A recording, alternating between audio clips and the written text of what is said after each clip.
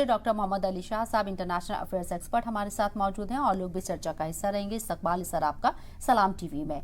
ये जो मुआहिदा हुआ है इसे आप कैसे देख रहे हैं, क्योंकि हमास और फतेह अब एक साथ आ रही हैं, गाजा की तस्वीर कितनी आपको बदलती हुई नजर आ रही है? जी शबनम जी, आपका बड़ा अच्छा सवाल है। देखिए, जो फिलिस्तीनी ऑर्गेनाइजेशन है उसको मेन ऑर्गेनाइजेशन, ऑफिशियल ऑर्गेनाइजेशन, उसको तो रफा कंट्रोल करता है। अब हमास और रफा में देखिए, इनमें राइवलरी थी बहुत, लेकिन जब बात आती है, नौबत मुसीबत आती है, इन्होंने कहा और कोई रास्ता था नहीं इनके पास, तो इन्होंने हाथ मिलाया, पीस पैक्ट एक साइन करा। वो भी कहां पे? चीन में।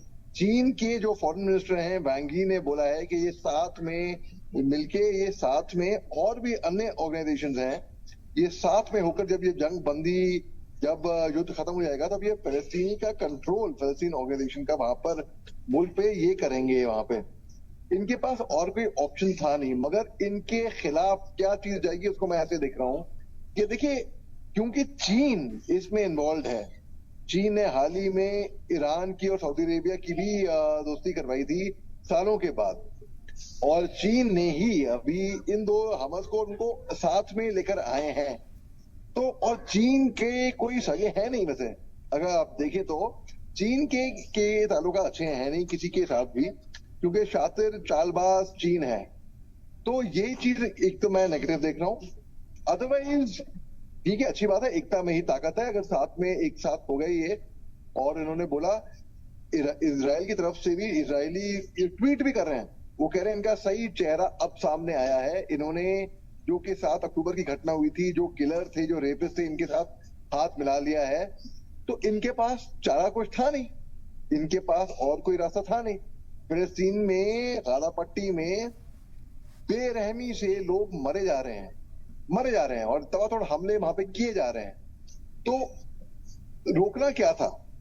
इनको एक साथ हो गए ये लोग कि हमारे लोग यहाँ पर बचें। इसके लिए, जैसे कि कहते हैं ना कि दुश्मन का दुश्मन दोस्त होता है, तो बस यहाँ पर एक तरीके से हम देखेंगे इसको, एक तरीके से, क्योंकि इनको अपने लोग बचाने थे, इनके पास कुछ था नहीं, तो इन्होंने हाथ मिलाया और वो ये पीस पैक्ट साइन किया है चीन के अंदर। जी। लेकिन मेजर मोहम्मद अली शाह साहब, हमास और फतेह का ये जो दोस्ती हुई है अब, और एक मिलकर एक सरकार चलाने की बात हुई है, हमास को टेररिस्ट ग्रुप कहा जाता है, इंटरनेशनल बिरादरी में उसको टेररिज्म के तौर पर देखा जाता है, तो दूसरी तरफ फतेह एक गवर्निंग बॉडी है, और ये दोनों साथ आ रहे हैं, और गाजा में जो मौजूदा हालात है उसके बाद, जंग के बाद सरकार चलाने की एक कोशिश होगी। इसराइल कितना इसे एडमिट करेगा? अमेरिका के दौरे पर बेंजामिन नेतन्याहू, जंगबंदी की खबरें हैं, इस बीच क्या किसी तरह की कोई खटास, कोई खलल पड़ता हुआ आपको नजर आ रहा है इस दोस्ती से? जी, सबसे पहले तो मैं आपकी समझ जो जियो पॉलिटिक्स की है उसके बारे में मैं आपकी वाकई में आपकी समझ बहुत बड़ी अच्छी है, आपका पकड़ इस मामले में बहुत ही अच्छा है शबनम जी। अच्छा देखिए, बात ऐसी है कि अगर हम बात करते हैं कि इनकी जो दोस्ती हुई है, इनके पीस पैक्ट साइन हुआ है, तो हालांकि दुनिया देखेगी, अरे क्या कल तक तो ये लोग दुश्मन थे, आज एकजुट हो गए। कल तो एक दूसरे के बिल्कुल राइवल थे, एक दूसरे के साथ इनके अच्छे रिश्ते नहीं थे। अब क्या हो गया अचानक? अब दुनिया भी जानती है, सबको है कि यहाँ पर इनके पास कोई चारा था नहीं।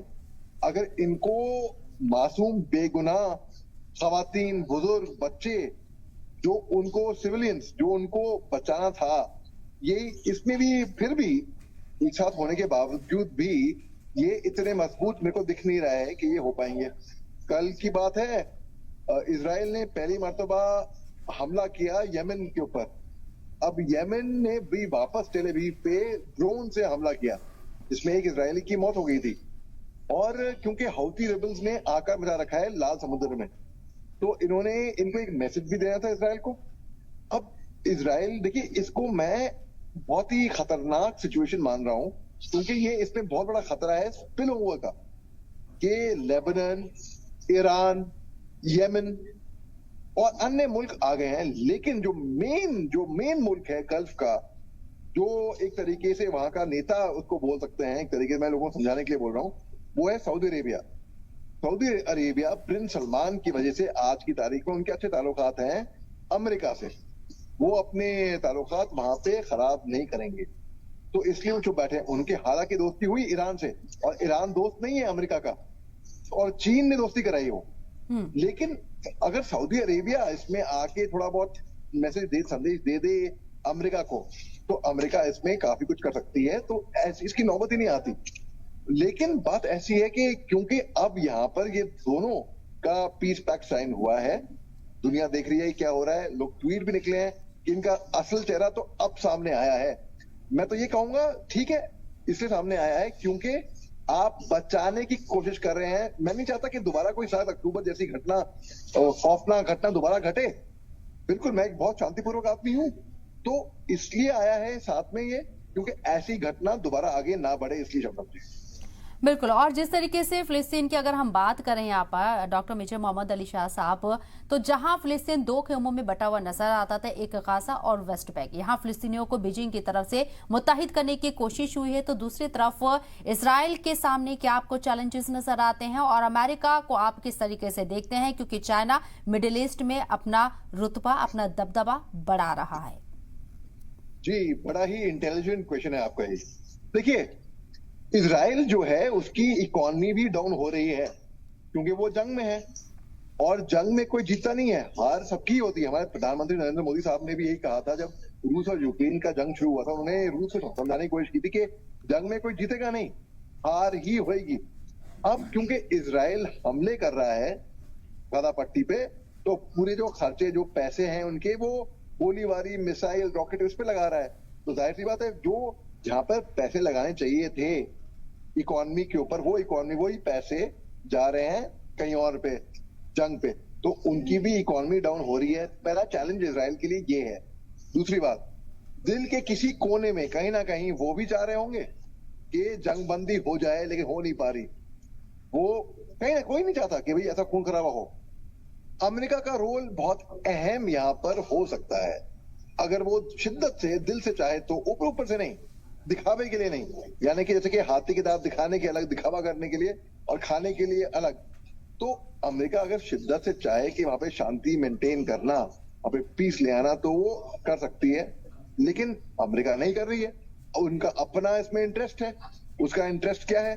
उनका इंटरेस्ट ये है कि अगर जंगबंदी वहां पे हो जाती है, तो अमेरिका का जो होल्ड है, कि जो पकड़ है, का जो इन्फ्लुएंस है, का जो दबदबा है वहां पे, वो कम हो जाएगा। इसलिए अमेरिका तो, कोई भी राष्ट्र ये नहीं चाहेगा कि उनकी पूछ कहीं पे किसी भी इलाके में कम हो जाए। तो इसलिए अमेरिका का ये रोल रहा। और अन्य देश जो हैं, देखिए 38,000 से ज्यादा लोग, आंकड़े मैं तो गिनना, मेरे को खौफनाक रूह कांप गई जब मैं आंकड़े सुनता हूँ। 15,000 से ज्यादा छोटे छोटे मासूम बिललाते हुए बच्चे, जिस तरीके की बीमारियां फैली हुई हैं वहां पे, जिस तरीके से वहां पे खात्मा हुआ है, तुर्की जैसे अन्य देशों ने, तो उन्होंने अडोल्फ हिटलर से तुलना करी है नेतन्याहू की।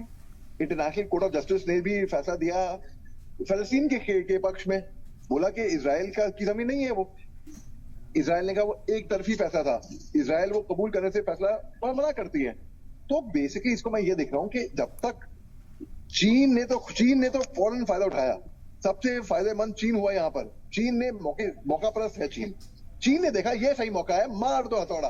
चीन चालबाज तो है, ये भी चाल चली बजाय कि ये कि इन हमस और इनको नहीं, इनको हमस को और इजराइल को, IDF को, नेतन्याहू को और हमस चीफ को अगर वो साथ में लेकर आते, तब मैं मानता।